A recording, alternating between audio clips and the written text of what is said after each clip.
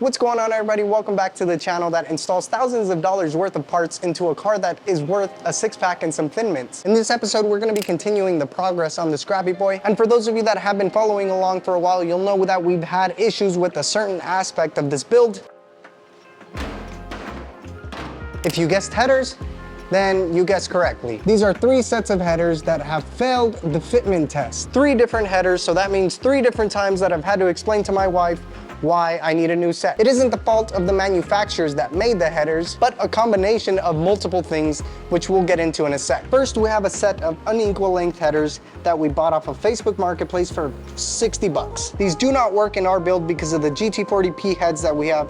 There's not enough room between these primary tubes for the spark plug nor the spark plug boot to be able to be connected. So that's a fail.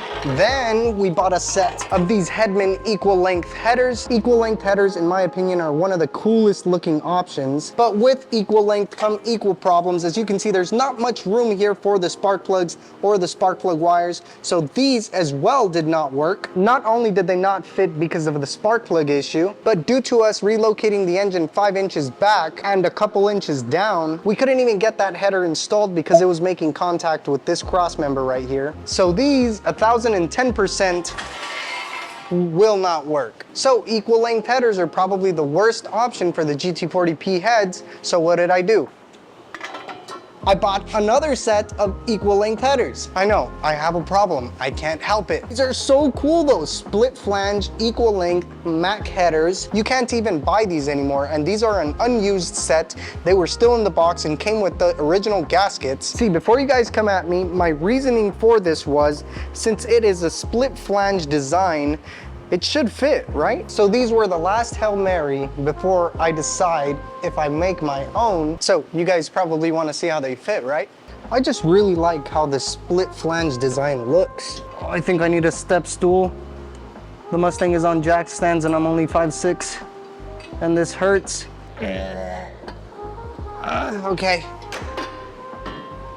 No worries, just scratching up a pair of unobtainable headers. So, they look good. They clear the frame rails. There's nothing hitting. All the spark plugs on the driver's side look to have enough clearance. Oh, but the passenger side. Enough clearance there, enough clearance there, enough clearance there, and not enough clearance right here. It is literally about a millimeter away from the spark plug. Although it is not touching, there is no way in hell we could get a spark plug boot on there. Whoa, whoa, whoa. But before you guys lose hope, DynoVox reached out to us. Let me just show you guys. Oh, yeah! Look at this shiny stuff. Holy guacamole. Jeez.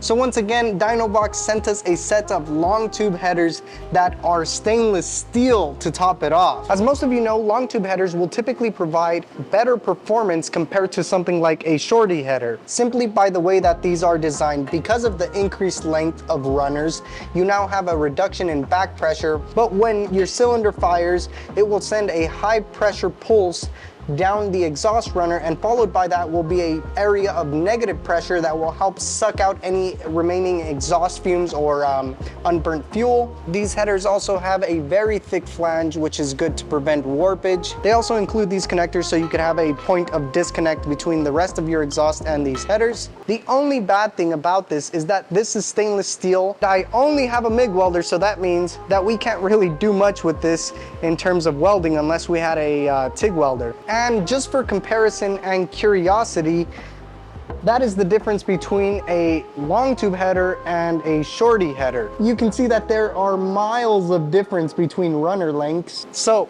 overall, these are pretty damn cool. Can we just try the damn things on already? Damn, all right. All right, guys, if this doesn't work, I don't know what will. Let's just cross our fingies. Holy freaking guacamole, dude. I think it just might. Let's get some bolts on there. Kinda gotta climb into the engine bay in order to... Whoa, whoa, whoa. I think this might be it, guys. I'm not gonna call it early and and say it's for sure gonna work, but it's looking pretty promising. Holy crap, guys. This actually might work. We have plenty of spark plug clearance. It clears the engine mount as well as the frame. Oh, hopefully it clears the other side just as good. Please, be nice and work with me.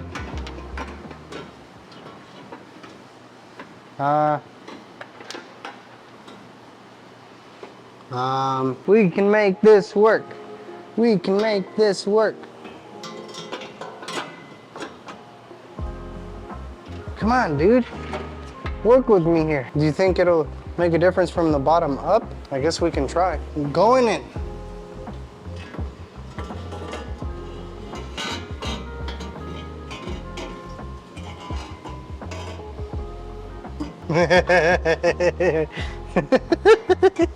Holy crap. This might work. I can't really bolt them up from here though. I mean, it's so awkward because it's heavy.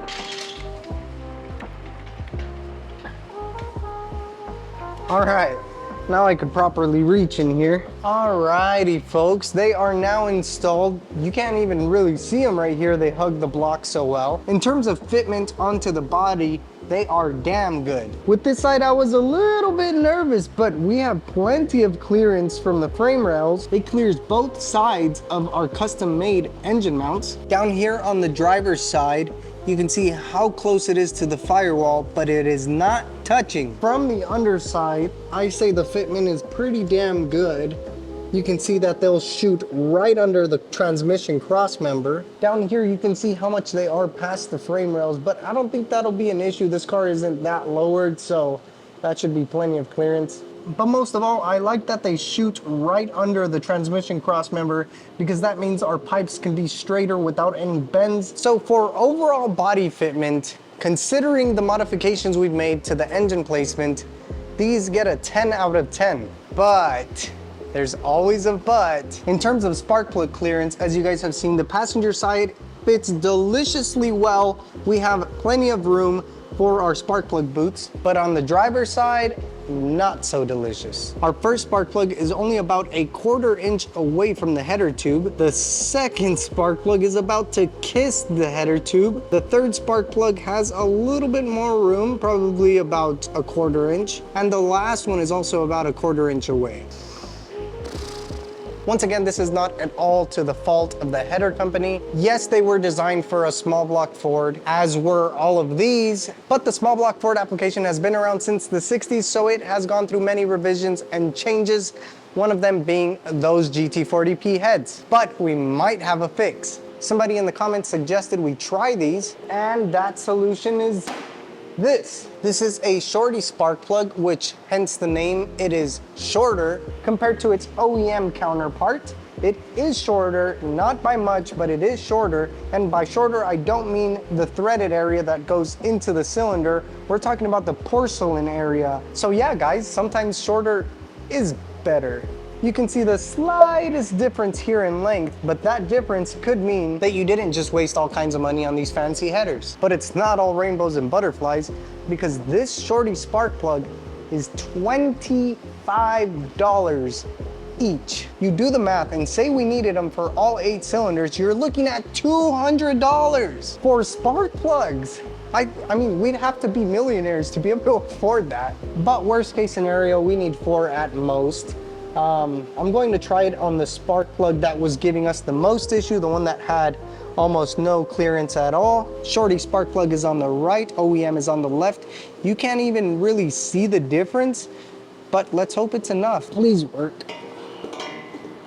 I'm begging you. I mean, we definitely have more clearance. It's no longer about to kiss it, but I don't know if I would call that successful. I mean, I still don't even think we could get a spark plug boot on there. But in comparison to how it was before, it definitely made a big difference. So I'm sure this first one with the Shorty spark plug would work fine. I'm sure the third and the fourth one would work really good with the Shorty. It's a shame because the passenger side fits perfect. We're not gonna give up yet though. Let's try something else. You guys thought I was joking about the jack? No, I really can't reach. Yeah. Look at this. This looks like I have an addiction to headers. So the equal length Mac headers are back on. So far, these are the ones that have given us the most spark plug clearance, but again, it's not perfect. The main issue being the last spark plug on the passenger side. You can see how close it is, and if you guys notice, yes, that is the Shorty spark plug. Shorty or not, it's still way too close. The other ones though, I say, have plenty of clearance. Same thing on the driver's side, we have lots of clearance. This one down here is a bit close, but I could still slip my finger under there, kind of. So I've got an idea that some of you are not gonna like. If you notice, we marked the tube where it most interferes. Anybody have a good guess on what we're planning here? Yes, we're gonna bash a set of unobtainable, no longer in production, set of Mac equal length headers. It even hurts me to just think about it, but I'm desperate, guys. We need to get this car started. So because these are a split flange design, as you can see here, we have 4 flanges compared to this one that has one big one. We have to be very careful on how we go about dimpling them. We have to be very careful because, say for example, I want to dimple this tube right about here, and once I start dimpling it, this flange might start twisting one way or another because they are separate. So I've got an idea.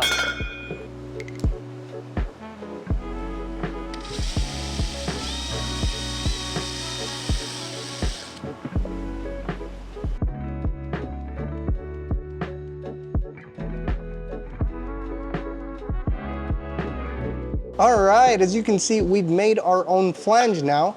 And what this is going to do is it's going to keep these 3 flanges on the same plane. So once we bang up this one, it's not going to deform or bend it one way or another. All right, and with a couple bolts, we are now secure. Now time for the love taps. We have our mark.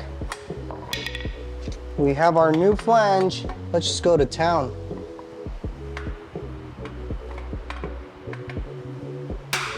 Oh, this feels so wrong. I don't like it one bit.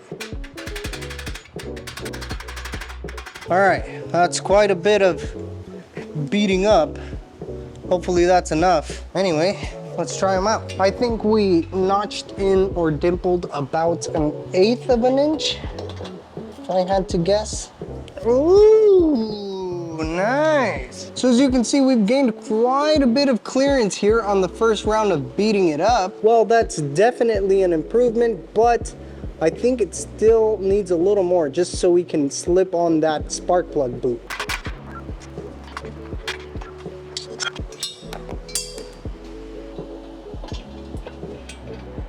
All right, look at that. Got about 1/2 inch of clearance right there. So that was definitely painful to do. We're probably at about 1/4 inch in depth of what we've pushed in or dimpled. I don't think I want to go anything further than that. Also, I was under the impression that dimpling headers like that would decrease performance and decrease flow. But after seeing the episode on Motor Trend or Engine Masters, not sure which one it was, where they bash a set of headers and then put it on a dyno, it made no difference whatsoever. In some cases, it even made more power. This is not to say that pinching an exhaust tube closed is not going to decrease performance, because it will, but dimpling the headers like that has a very minimal effect according to actual dyno runs. But we're not done. We have one more set of carnage to do.